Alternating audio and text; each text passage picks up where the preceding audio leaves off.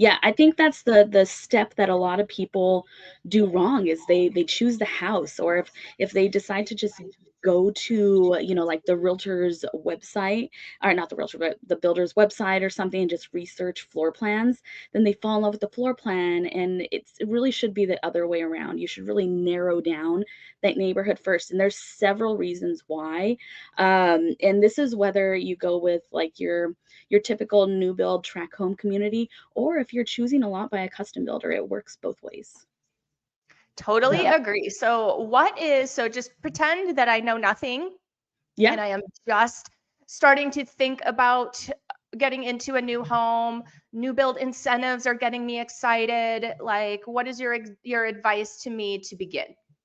Yeah, so the first thing to consider is your community. Whenever you're researching communities, look at the community layout and if it makes sense. Sometimes there's somewhere like the roads are kind of weird. Sometimes the location of the community. Sometimes like you'll get like some amenities, and there'll be like one total end. So whenever you're picking your lot, if they start at one end and then they end at another end, like how are you going to be in construction, surrounded by construction forever?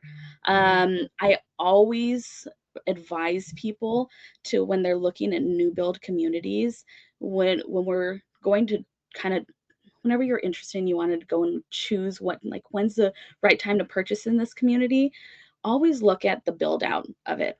Because in the beginning, the nice thing is most likely, it all depends on the market, right? Because we don't have a crystal ball. Most likely, if you purchase in the beginning of a community, toward then the end, there's a higher likelihood of you gaining equity. So that's always a good thing to consider too, because you have to look at the long-term effects.